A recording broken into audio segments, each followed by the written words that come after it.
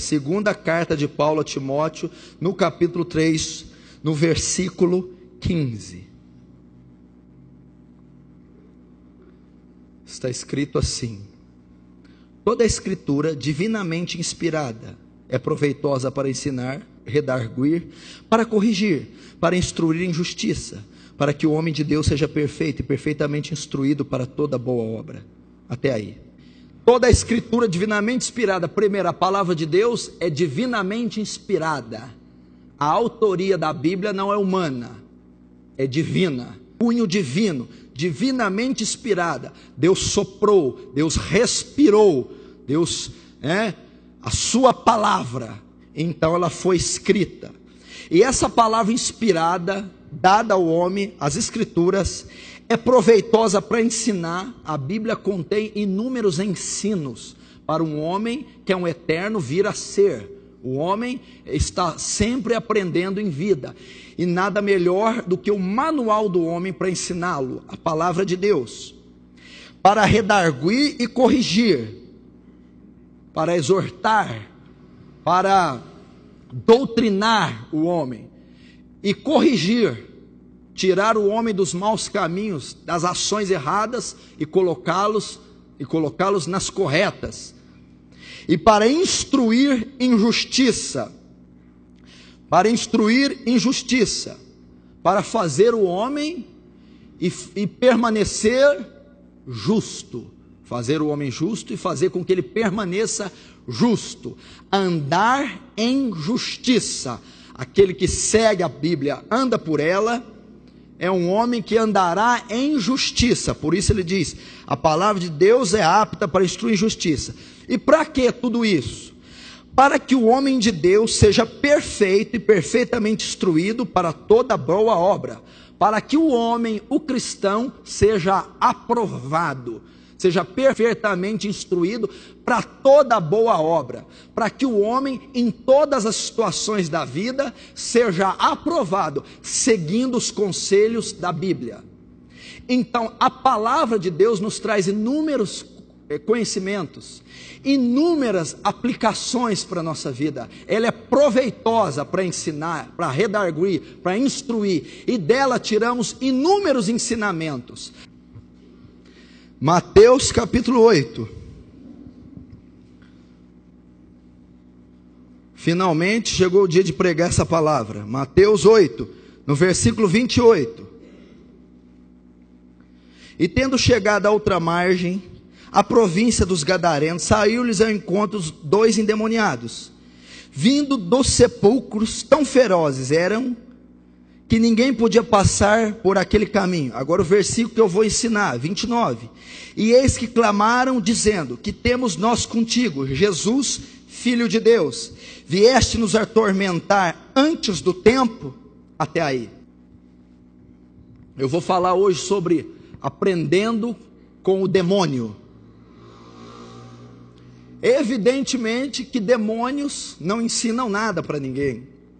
Demônios têm uma natureza caída, corrupta.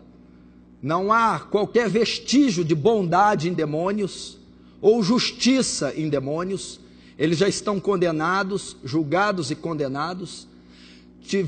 Perderam a sua glória quando caíram do céu, perderam a sua forma, perderam o contato direto com Deus, são condenados, são a personificação do mal, são a personificação da injustiça, da maldade, e não há nada proveitoso.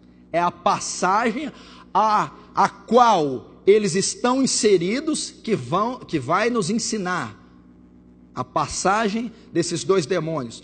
Por isso eu disse no livro de Timóteo que toda a escritura é divinamente inspirada e é apta para ensinar, redarguir e instruir em justiça. Então essa passagem dos demônios gadarenos não podem ser ignoradas, e através dela que fazem parte das escrituras, ela vai nos ensinar. Então nós vamos aprender com a passagem dos demônios gadarenos, e é isso que eu quero falar. E essa passagem vai ensinar a nós como que um demônio pode ter tanto conhecimento e pode muitas vezes saber mais de Deus do que nós, pode saber mais das Escrituras do que nós. Deus com certeza permitiu essa passagem, essa cena, que foi protagonizada por Jesus e esses endemoniados gadarenos, para nos ensinar, muitas vezes, como o nosso conhecimento é pequeno e é escasso de Deus, e como temos deixado a desejar, muitas vezes, com a nossa vida cristã. Então essa palavra vai ser uma palavra de exortação, vai ser uma palavra de correção para a tua vida, e você não pode se queixar, pastor, muitas vezes as palavras são duras, mas em Hebreus diz que Deus exorta aquele que Ele ama e tem por filho. Se estáis sem correção, não sois filhos, mas bastardos. Ele diz, qual pai que ama o filho não o corrige? Então Deus, quando corrige, é uma prova do amor, porque Ele quer ensinar, Ele quer trazer crescimento para a nossa vida. Então vamos lá, no versículo 29, diz assim: eis que clamaram dizendo, que temos nós contigo? Primeira parte, Jesus desce até aquela ilha, até Gadara, onde os demônios se manifestam. Ao ver Jesus, os demônios reconhecem Ele e se dobram e começam então a argumentar e começam a falar, instar com Jesus. E nas ações e palavras dos demônios, nós vamos ver quanta coisa eles vão nos ensinar. Então, quando Jesus chega à margem do rio e desce, vem caminhando, eles vêm ao seu encontro e se dobram, e reconhecem a divindade, a natureza de Cristo, e eles se prostram e dizem a primeira palavra. Então aqui vai narrar o encontro de Jesus e dois endemoniados, né? E que no final todos conhecem, Jesus expulsa o demônio dele, mas até Jesus expulsar, esse demônio traz um rico ensinamento para a igreja, onde já se viu que tempo estamos chegando, de demônio está tendo que ensinar a igreja, porque tem muito pastor que não está ensinando, muito pregador que não ensina a igreja, muito cristão que não busca ser ensinado. Então nós vamos ter que aprender e até ser humilhados com essa palavra. Então, primeiro, quando eles se encontram, o demônio se curva e o demônio diz: eis que clamaram dizendo, que temos nós contigo. Olha o conhecimento do demônio. Quando ele olha para Jesus, ele diz: o que nós temos contigo? Como? Jesus, você é santo, você é justo, nós somos caídos, pecadores, não há parte no justo com o injusto. Olha o ensinamento do demônio. Não há possibilidade de luz andar com trevas, Jesus. Não há possibilidade de injustiça andar com justiça, Jesus. E temos nós contigo. Não temos parte nenhuma com você, nem você conosco. Ele está ensinando o ensinamento de Paulo aos Coríntios, 2 Coríntios, no capítulo 6, 14. Não vos prendais a um julgo desigual com os infiéis, porque está escrito: que sociedade há a justiça com a injustiça? Que comunhão há entre a luz e as trevas? Ou que concórdia há entre Cristo e Belial? Não há nenhuma. Olha o ensinamento que ele está dando, e muito cristão não sabe diferenciar isso. Como está em Ezequiel 22, 26, e os seus sacerdotes violaram minha lei, não sabe diferenciar o santo do profano, o precioso do vil, e o demônio sabia diferenciar. Não há parte no Senhor com nós. Não há possibilidade de luz andar com trevas. E quanto cristão não sabe diferenciar o santo do profano? Quanto cristão anda em julgo desigual com os infiéis? O que é andar com julgo desigual, pastor? É querer na segunda servir a Cristo e na terça o diabo. É no domingo vir a um culto e na segunda entrar num boteco. É assistir um culto e depois beber uma cachaça. É vir num culto e ir para a balada, julgo desigual. É um homem cristão querer namorar uma mulher ímpia. Uma mulher cristã querer namorar um homem ímpio. O demônio declarou: que parte temos nós contigo? Não existe isso. E muitos de nós não sabemos. O meu povo não sabe diferenciar o santo do profano. Crente que é evangélico, batizado, professa Jesus, mas não difere pecado de santidade.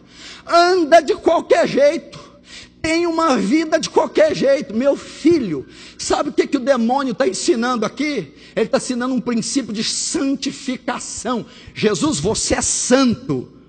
Eu sou caído, não há parte. A igreja, quando se converte, você quando vem a Cristo, você é santo. O que significa ser santo? No mais claro, separado. Meu irmão, você é separado, meu irmão. Você se separa. Deixa eu te dizer, em Malaquias diz assim: e outra vez farei diferença entre o ímpio e o justo, entre o que serve a Deus e o que não serve. Quando Deus olha dos céus para espiar a terra e olha para a tua vida, há diferença entre você e o ímpio? Há diferença entre você e o injusto? Será possível que nós vamos ser uma raça eleita? Porque Israel foi castigada durante todo o Velho Testamento, porque se apartava da lei de Deus para andar com os povos pagãos, e se contaminavam nas suas leis, nos seus deuses. E Deus diz: eu preparei Israel para ser um povo peculiar meu, um povo separado. Se você não vive uma vida separada, você não é cristão. Eu preguei aqui quinta-feira: examine-se pois ao homem, examina a tua vida. A sua vida é diferente daqueles que você estuda, trabalha, da sociedade. Se ela não for, se não houver separação, meu irmão, você não é um cristão verdadeiro. Aquele que quiser me seguir deve negar a si mesmo, tomar a sua cruz e me seguir. Deixa eu te dizer, eu acho que você não entendeu a essência do Evangelho.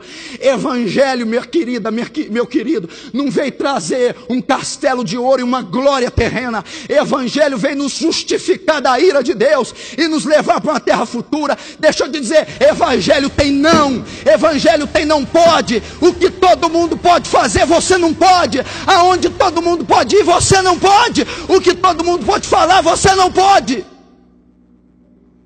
Sua vestimenta é santa. Pastor, Deus olha o interior e não o exterior. Meu irmão, mas o exterior nada mais professa o que há no interior.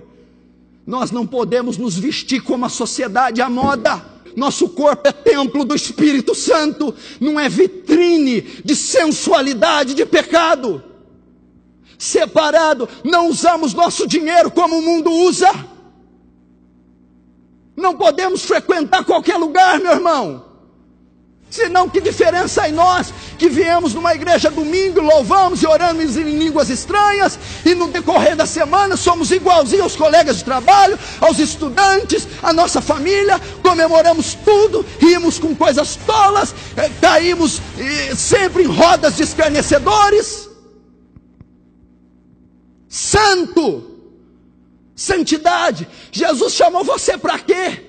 Por que as igrejas desse século pregam isso? Fortunas, prosperidade, gozo, prazer, onde a Bíblia diz: ei, eu chamei vocês, vocês não entenderam, para negar vocês, negar sua vontade, tomar sua cruz, instrumento de tortura e de morte, e me seguir rumo ao Calvário. Isso é a essência do cristianismo. Entrai pela porta estreita, e apertado é o seu caminho. A conversão é apertada. Quando você vem para Cristo, você renuncia. Olha a continuação do versículo: e apertado também é o caminho. O andar cristão também é apertado, também é estreito. A vida cristã é uma contínua renúncia, abnegação. E o demônio foi explícito, dizendo: o que temos nós contigo? É impossível ter parte. O próprio demônio tinha ciência que Cristo não podia ter parte com ele. E nós muitas vezes não temos. Nós queremos viver uma vida de qualquer jeito. Você não pode dar o luxo de sentar na televisão e ver qualquer porcaria. Você não pode dar o luxo de escutar qualquer coisa mundana, satânica. Não pode. Você não pode dar o luxo de sair, de ficar e beijar. Outra palavra aqui para os jovens, ficar. Isso é tão satânico e diabólico como qualquer outra coisa criada pelo diabo. Cristão não fica. Você não toca no lábio de uma mulher sem saber que ela vai ser sua esposa antes. Jamais! E o que a gente vê? Os crentes de hoje têm que experimentar as mulheres. Eu vou experimentar até ver qual que é a minha. Estão adulterando, prostituindo, fornicando, porque não são separados. Quando a gente diz de santidade, você só pensa em vencer a imoralidade. Ser santo é só não ser imoral, você está muito enganado. Ser santo é não fazer falcatrua com o dinheiro. Meu Deus, o que gente adultera olerite para financiamento de casa, de carro. O que gente mexe com o imposto de renda e adultera e corrompe. Que pessoa santa não faz isso. Mente no telefone. Quem te disse que você tem esse direito de estar na tua empresa, onde você trabalha, e usar o telefone para mentir para patrão, sei lá, qualquer coisa? É um absurdo isso. É um absurdo esse tipo de coisa. Ou somos crentes ou somos diabólicos.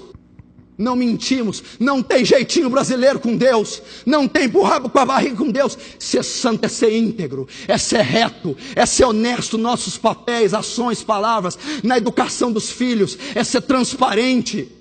Quanto crente quer ganhar dinheiro às custas de fraude, de mentira, de engano. Não, meu irmão. Separados, temos que ser separados.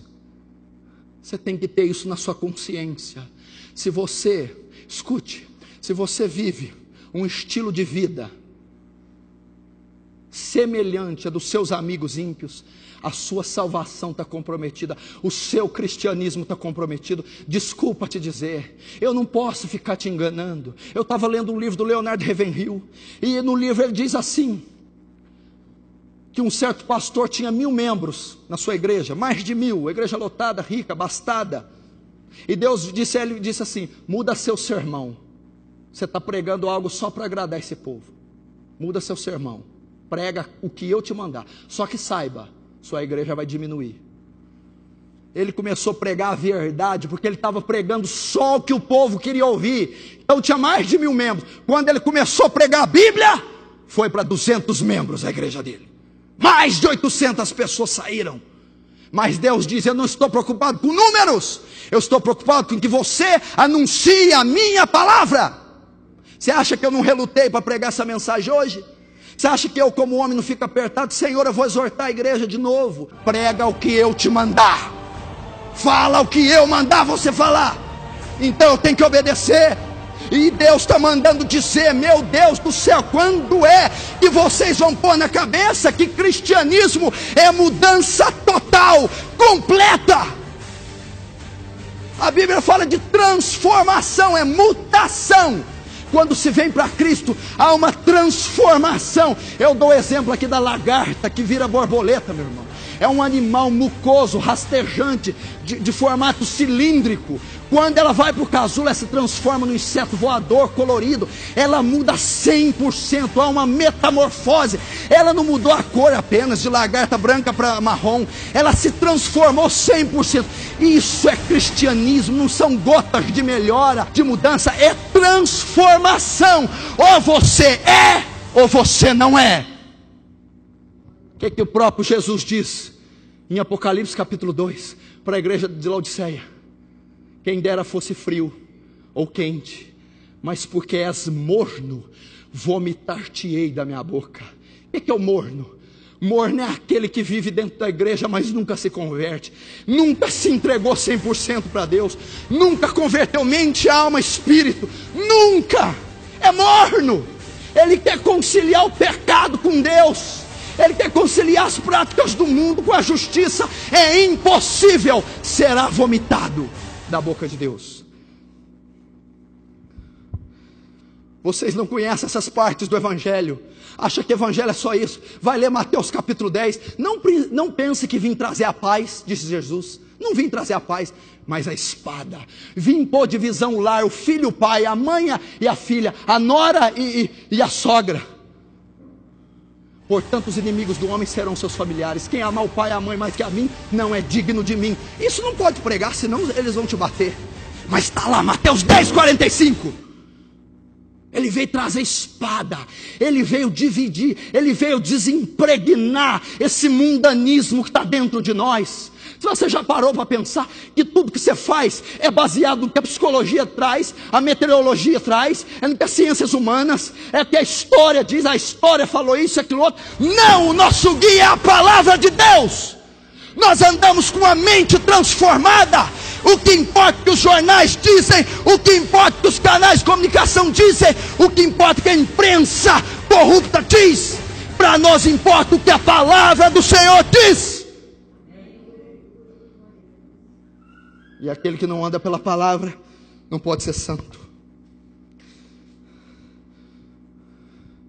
Que temos nós contigo, Jesus? Você entendeu? O demônio dizendo: o que eu tenho com você? Eu não tenho nada. E por que a igreja não faz isso com o demônio, com o mundo, com o pecado? Que tenho eu com você? Que tenho eu com esse sistema corrupto? Que tenho eu com essa imoralidade generalizada? Que tenho eu com a vontade corrompida do homem? Que tenho eu com as leis anti-Deus? Porque ele sabia. 1 Pedro 1,15: sede santos, porque o Senhor teu Deus é santo. Quer que eu completo? Sem santidade ninguém verá a Deus. Como é que alguém pode ver a Deus? Ninguém pode ver a Deus na terra. Sem santidade ninguém vai para o céu. Só para terminar esse pedacinho da santidade, qual que é o padrão de santidade que você tem? Não bebo, não fumo, não mato. Você acha que isso é ser santo? Porque você tem afrouxado no seu nível de santidade. Lembra quando você guardava os olhos no começo? Mas quem te disse que você pode agora deixar de guardar e cobiçar igual você está cobiçando? Lembra quando você bloqueava esses pensamentos imorais, viciosos, malignos, vingativos? Agora você os alimenta e não julga mais pecado? Quem te disse que não é? Lembra aquele dinheirozinho que você não olhava de jeito nenhum? Agora está deixando passar uns reais a mais ali no bolso? Quem te disse que é assim? Santo! Santo, meu irmão! Irrepreensível, que não pode ser atingido. Santidade é uma coisa tremenda. Um homem santo, disse T.L. Osborne, é um homem poderoso nas mãos de Deus. Você quer mudar o mundo? Não adianta intelecto, conhecimento, seja santo. Quem te disse que você pode ter essa liberdade com essa namorada? Que liberdade é essa? Aonde tem ido essa mão? Aonde tem esses olhos olhado a nudez dela? Quanta ereção você tem tido perto dela, com ela, tocando nela? Quem te disse que pode isso? O demônio disse: não temos parte contigo. E o povo de Deus tem uma lei própria. Eu não julgo isso pecado, mas aquilo que você não julga pecado, a Bíblia condena como pecado hediondo. O pior pecado é a justiça própria, andar segundo o teu nariz. Você é submisso à vontade de Deus e não à sua. Para de pegar um texto isolado para beneficiar o seu pecado. Ou a gente é um povo diferente. Vai ver essas mulheres cristãs, e até aqui na igreja, como se vestem. Eu não sei se o modelo delas é a doutrina bíblica, ou se são as modelos da rua, da mídia.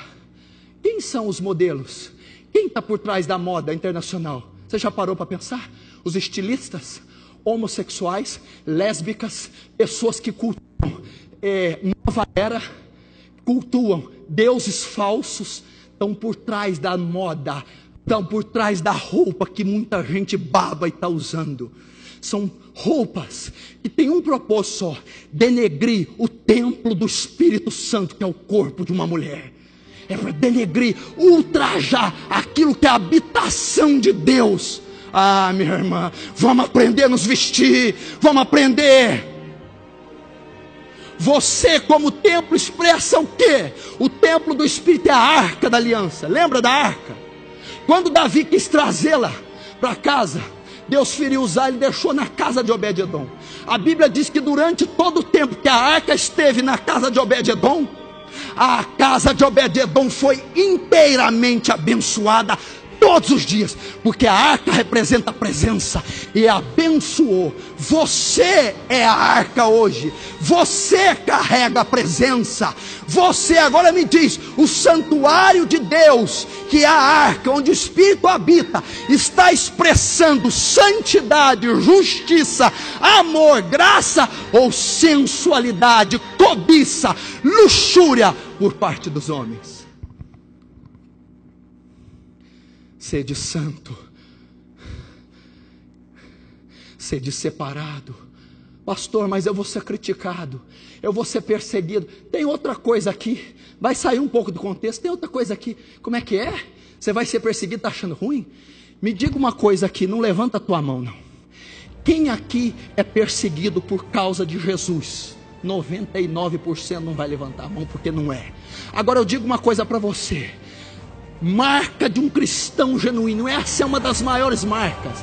É bíblico, não tem saída para você, meu filho. Se odiaram a mim, odiarão a vós. De todos sereis perseguidos pelo meu nome. Se perseguiram a mim, perseguirão a vós. Bem-aventurados sois vós, quando perseguindo, disserem todo mal contra vós. Exultai e alegrai, porque grande é o vosso galardão no céu, pois assim perseguiram os profetas que eram antes de vós. Marca de um cristão genuíno é ser perseguido. E não é ser perseguido porque não pagou conta, porque brigou por causa de fofoca de carne. É ser perseguido porque está pregando o evangelho. É ser perseguido porque hora, dia e noite as orações estão incomodando o inferno. É ser perseguido porque está arrancando alvos do diabo, trazendo para a igreja. É ser perseguido porque o que todo mundo faz na escola ele não faz, o que todo mundo faz na empresa ele não faz. Ele é diferente, tem mente, conduta, pensamento, vestimenta diferente. Logo ele é caluniado, zombado, perseguido. Tudo isso por amor daquele que morreu no Calvário por ele.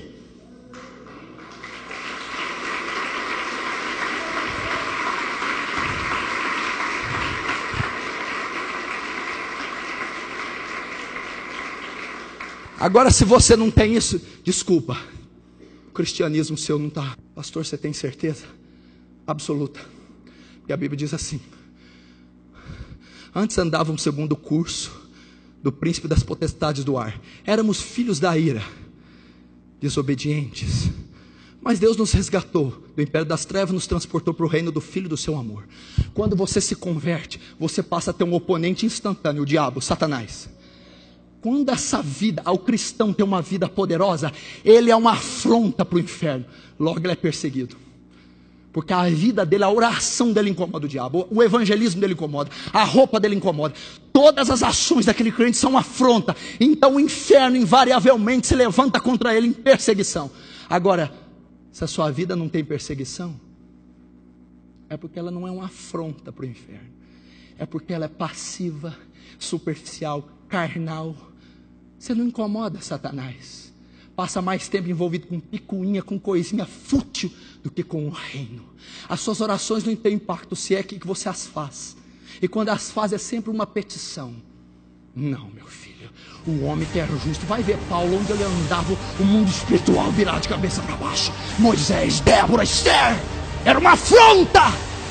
Eram sempre perseguidos. Por quê? Eram santos.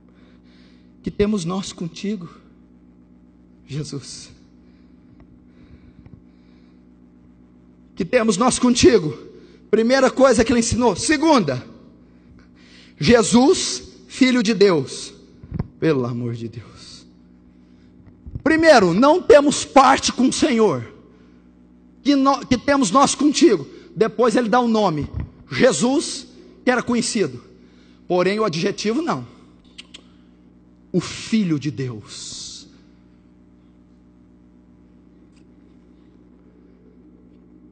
Você conhece quem Jesus é? Sabe o que ele está dizendo aqui?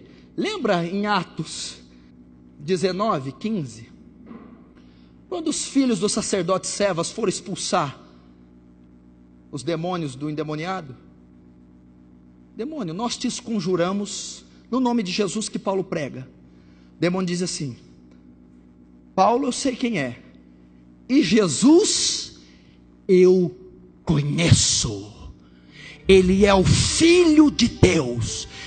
O demônio estava dizendo: esse Jesus é o Messias enviado, é o Filho do Deus vivo, Deus se manifestando na terra por intermédio dele.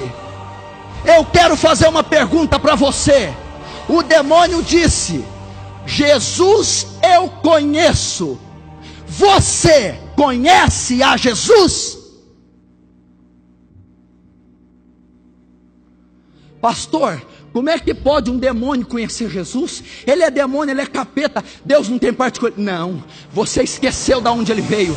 Esses demônios já foram anjos, já viram Jesus na sua glória, já viram ele exaltado nas nuvens, sabiam do poder e da glória. Quando viram ele na terra, disse: eu conheço você, eu já te vi glorificado num trono, eu já servi você, eu já entoei louvores a você, eu já me humilhei, ajoelhei diante de você, eu sei que tu és Deus em terra. Ele já viu, nós não vimos. Nós não vimos. Ele subiu ao terceiro céu. Quando o véu foi rasgado, você não subiu ao céu, o céu desceu a você, a glória foi exposta. Então aquele demônio conhecia Jesus, porque estava continuamente no Santo dos Santos, no céu. Nós temos acesso ao Santo dos Santos, porém nós não entramos, nós não temos intimidade, nós não conhecemos. Você conhece? Ele estava dizendo da divindade. É notável ver que muitos dos cristãos não reconhecem a divindade de Jesus. Parece que somos semelhantes aos testemunhos de Jeová. Não, Jesus não era Deus. Somos semelhantes ao espírita. Jesus não era Deus, era um espírito evoluído. Semelhante aos muçulmanos, Jesus era um profeta. Semelhante a tantas coisas. Semelhante aos católicos, a transubstanciação. Confundimos, não sabemos nada dele. Quem que é Jesus? Jesus de Nazaré, que bençoa a gente, bençoa. Não, meu irmão, nós temos que saber da magnitude de Jesus. No princípio era o verbo estava com Deus, e o verbo era Deus. O demônio estava querendo dizer: eu conheço, Jesus é Deus, Ele é Deus, Ele é Deus. Ele não é um profeta, ele não é um espírito evoluído, não é uma divindade a mais na mitologia grega. Ele é a única divindade, e Ele desceu na terra.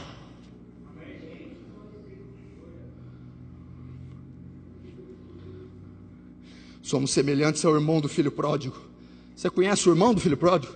Você ouve falar muito no filho pródigo e no irmão do filho pródigo. O irmão do filho pródigo não saiu, não gastou nada com ninguém, não pecou, ficou quietinho, como um excelente fariseu. O irmão dele volta arrebentado, sujo do pecado. O pai perdoa, lava, mata o novilho cevado e dá para o filho pródigo. O irmão do filho pródigo fica com inveja. Estou tanto tempo com o senhor nunca matou nem um cabrito para mim. Por quê? Você está sempre comigo, nunca pediu? Ele está querendo dizer assim, ó, são os crentes religiosos, têm anos de conversão, estão debaixo do nariz de Deus, mas não conseguem ser abençoados.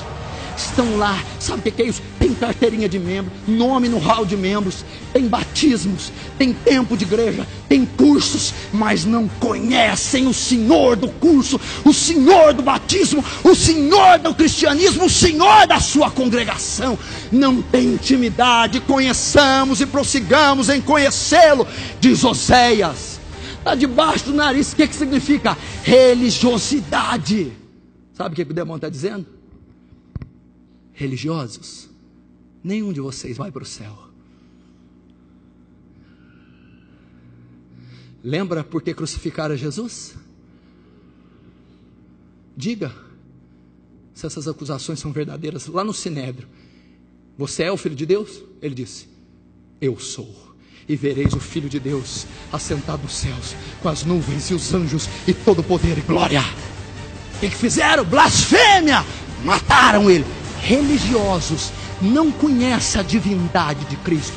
Religiosos não aceitam o atributo divino. Religiosos não têm intimidade com Jesus Cristo, ou conhecem superficialmente, mas não conhecem a pessoa. Eu estou dizendo da pessoa, eu estou dizendo da comunhão. Com o meu servo Moisés não é assim. Com Israel falo por figuras, com Moisés trato face a face. É assim que Deus quer. Não sejamos como irmão. Você deve estar achando, né? Já ligou o mecanismo da justiça própria. Irmão fulano é assim. E Beltrano é assim, ela é religioso. Será que você está tocando louvor tanto tempo aqui que já não ficou religioso?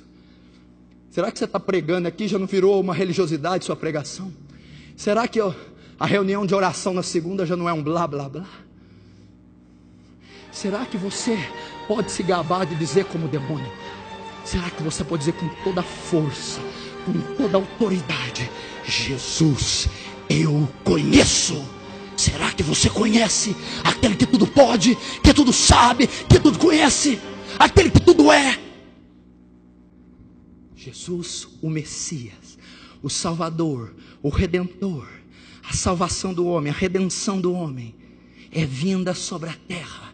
O único mediador entre Deus e os homens, o único capaz de manifestar Deus aos homens, o único elo entre Deus e os homens, Jesus. Terceiro, diz assim: que temos nós contigo, Filho de Deus, vieste aqui nos atormentar, até aqui. Viestes aqui nos atormentar. Olha o demônio.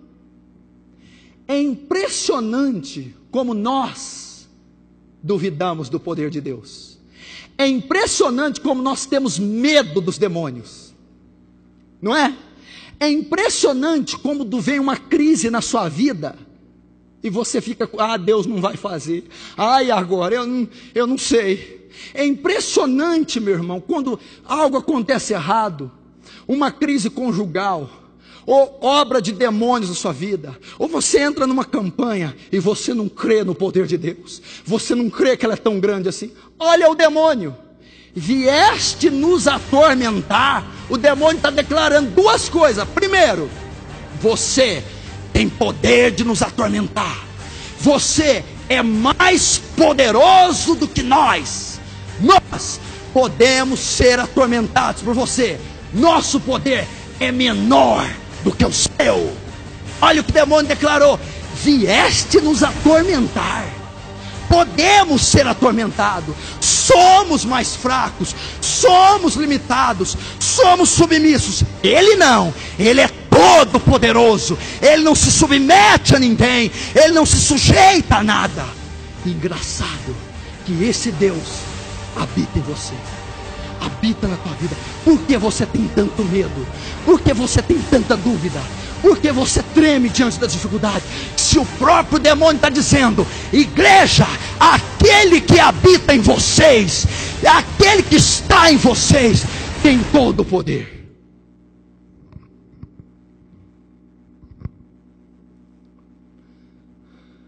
Sabe o que o demônio está dizendo? Você diz: pastor, mas o que vem contra mim é forte, o que vem contra mim tem poder. O demônio está dizendo assim: eu tenho poder, mas o que está em você tem todo o poder. É isso que ele está dizendo. Vieste nos atormentar. O demônio disse assim: te conheço, você é o El Shaddai,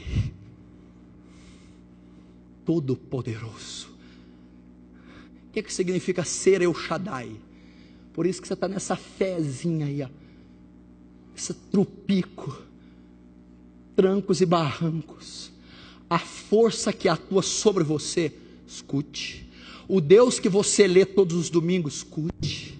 A fé que você professa nesse Deus, nessa força, ela é toda poderosa. O que significa ser todo poderoso? Significa que não há nada que Deus não possa realizar. Não há nada que Ele não seja capaz de fazer. Ser todo poderoso ou ser onipotente, sabe o que significa? Pelo amor de Deus, crê no que você está dizendo. Deus pode fazer aquilo que você sabe, conhece e acha. Mas Deus pode fazer até aquilo que você não conhece, não sabe e não acha. Deus pode fazer aquilo que você imagina. Mas ser todo poderoso é mais do que isso. Deus pode fazer até o inimaginável. Até o que você não pensa. Se você está metido em situações de anos, em situações irremediáveis, situações impossíveis, elas não são nada para Deus, porque elas você pode imaginar uma solução, entendeu? Deus pode dar solução até aquilo que aos seus olhos não tem solução, até aquilo que você não pode imaginar, Deus pode fazer até o inimaginável. Por isso Ele disse: vieste nos atormentar, Tu é a força maior, Tu és capaz, Tu és todo poderoso. Isso tem que encher teu coração de fé. Quem é teu único inimigo? Quem é teu maior inimigo? Quem é tudo na tua vida de ruim? É Satanás. Escute, quem é teu maior inimigo? Satanás. Quem é o que incita teu pecado? Satanás. Quem é o que causa as chagas em você? Satanás. O próprio diabo está reconhecendo: eu não posso com o Deus da igreja, eu não posso com o Deus dos crentes, Ele é mais poderoso. Glória a Deus.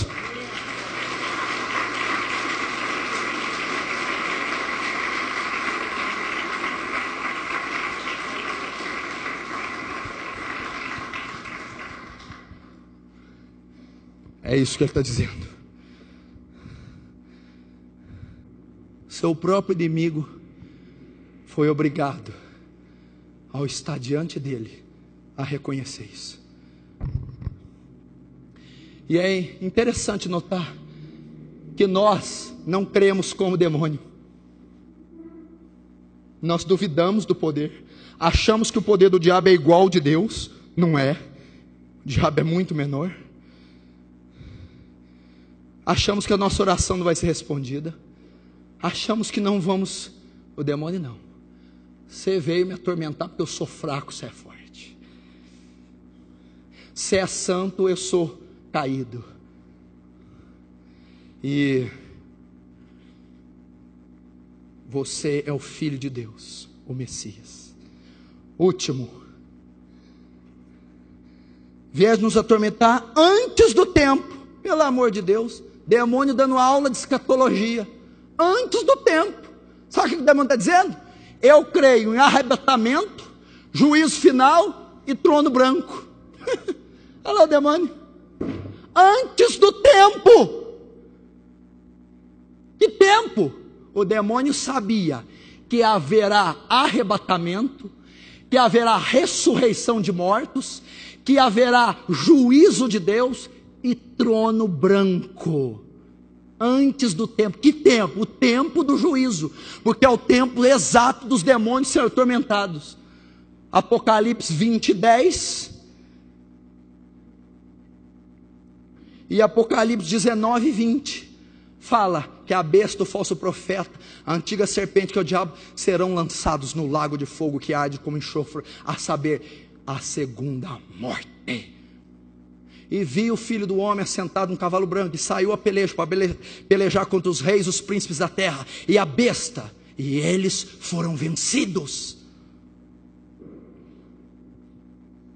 Nós, muitas vezes, não cremos nessa passagem. Como? Muita gente não vive esperando arrebatamento.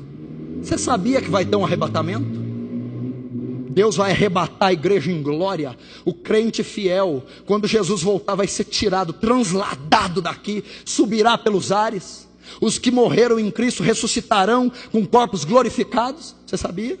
Você sabia que vai haver uma grande tribulação como nunca houve na terra? Você sabia que vai ter o juízo de Deus e todo mundo vai ser julgado segundo suas obras? Você sabia que nós vamos estar diante de um trono branco e vai se abrir um livro chamado Livro Memorial, e esse livro vai estar registrado todas as coisas que você fez? Só abre um parênteses. O que esse livro memorial registrou essa semana? Que pensamentos seus está lá nesse livro? Ações? Que coisas obscuras, secretas que você fez, que estão todinhas registradas? Naquele dia vai ser aberto esse livro, vai ser colocado para Deus julgar cada um segundo a sua obra. Vou tomar as palavras do Ravenhill como as minhas agora. Acho bom todo dia antes de ir para a cama você lembrar desse livro, o que Deus colocou nesse livro antes do tempo. E ele está falando de tempo aqui, o demônio. A Bíblia diz: hipócrita, sabeis ver o tempo das estações e não sabeis discernir os tempos do fim. Olha o tempo do fim. Ninguém crê, está preocupado demais com casar, com carro, com dinheiro no bolso, com viagem cara. Você não está preocupado com a economia mundial falindo, você não está preocupado com as eleições, você não está preocupado com a apostasia dentro das igrejas, você não está preocupado com o avanço da tecnologia e da ciência, tudo convergindo para um governo único, uma moeda única, um só governador. Você não está vendo? O apocalipse vai chegar, o cumprimento de tudo vai chegar. Pastor, eu sei de tudo isso e espero isso sim. Você está enganado. Não, você não espera, porque o esperar não é palavras, o esperar é hábitos. A Bíblia diz: aqueles que esperam em Cristo só nessa vida são os mais miseráveis de todos os homens. Aquele que crê no arrebatamento, na ressurreição, no juízo de Deus, vive como tal. Ou será que você vive com temor? Andar em temor durante a vossa peregrinação na terra. A Bíblia diz também assim: vede como prudentemente andeis, não como a nécios, mas como a sábios, remindo os tempos, porque os dias são maus. Agora eu vou te dizer, se o que o demônio está falando é mentira a teu respeito, são suas ações. Ele disse: vieste nos atormentantes do tempo. Eu sei que vai haver um arrebatamento, vai haver um juízo, eu sei. Se você sabe, se você tem conhecimento, você anda segundo aquele que espera o juízo, o arrebatamento. Se você não sabe, você está andando igual Jesus declarou: e os dias da vinda do Filho do Homem serão semelhantes aos dias de Noé. Comiam, bebiam, casavam-se e davam-se em casamento, quando de repente veio o dilúvio e os levou. A vida de quem não espera o juízo é a coma dos tempos de Noé, porque o juízo veio em forma de água, de dilúvio. O que eles estão fazendo? Comendo e bebendo, negócios, dinheiro, viagens, sociais, matéria. Casavam-se e davam-se casamento, romances, namoros, beijos, abraços, vida terrena, vida ímpia. Esse é o teste para aquele que espera o juízo. Espera o juízo? Andar em temor durante o tempo da vossa peregrinação. Olha que coisa poética, olha que coisa, que testemunho, que declaração elegante, poética. Andai em temor durante o quê? O tempo da vossa peregrinação. Peregrino cheio de mala. Não somos daqui, estamos peregrinando, não tenho nada que essa terra. Estou em temor quanto às ameaças do diabo. É assim que crente vive, porque ele sabe que um juízo virá, ele sabe que o fim se aproxima, ele sabe que Deus julgará com mão de ferro essa terra. Aquele que espera pelo noivo, que crê no juízo de Deus, está ataviando o seu caráter, está se santificando, está se guardando, crescendo na palavra, crescendo na oração, vencendo o pecado, vencendo o caráter, amando o próximo, perdoando o próximo. Essa é a marca daquele que espera o juízo de Deus. Se você está comendo, bebendo, se você só preocupa com coisa da terra, desculpa, você não vai ouvir a trombeta soar, porque só vai ouvir quem for arrebatado. Você não vai ser arrebatado. e você não vai participar das bodas do Cordeiro. Primeiro, então, aprendendo com o demônio. Primeiro, que temos nós contigo, separação entre o mundo e o crente. Segundo, é o Filho de Deus, o Messias de Israel, o Deus encarnado. Terceiro, vieste nos atormentar, tem mais poder que nós. Quarto, antes do tempo, juízo de Deus. Quinto, possui mais conhecimento bíblico que a maioria dos crentes. Aula de Bíblia o demônio deu. Bem rapidinho para você entender. Primeiro, conhecia 2 atributos de Deus. Vieste atormentando o tempo, tu és onipotente. Que parte temos contigo? É santo. Santo e onipotente. Conhece atributos de Deus. Estudou na aula de teologia os atributos de Deus. Conhece. Segundo, era ótimo em escatologia. Antes do tempo, ele está falando com Jesus, você não pode trazer juízo agora. As coisas não se cumpriram. Primeiro o Cristo tem que padecer. Olha só, expert em escatologia, a ciência que estuda o fim dos tempos. O demônio então disse, você não pode fazer isso agora. Você não morreu, é só quando você for glorificado. Conhecia de Bíblia, escatologia. Terceiro, tu és o Filho de Deus. Conhecia todos os livros dos profetas. Quando profetizavam o filho de Davi, da raiz de Davi, vai vir o Filho de Deus, o Redentor. Expert nos profetas. Conhecia a palavra melhor que muitos nós. Quando ele foi tentar Jesus, ele usou versículos, Salmo 91. E é impressionante que cristão não sabe nada de Bíblia. O demônio dizendo de escatologia, de atributo divino, de palavra profética, e nós não sabemos nada. Crescei na graça e no conhecimento de Deus. Toda a escritura é divinamente inspirada, apta para redarguir, ensinar, instruir em toda a justiça, para que o homem seja perfeito e toda a obra instruído. Vamos aprender, igreja, a ser um povo bíblico.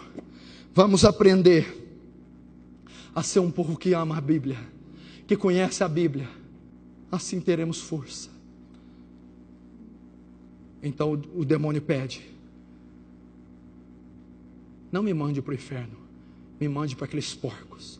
Jesus ordena a legião de demônios, sai dos endemoniados e entra nos porcos. Os porcos precipitam no abismo e aqueles homens são libertos. Deus está dizendo para nós, convertei-vos a mim de todo o vosso coração. É isso que Deus quer da igreja.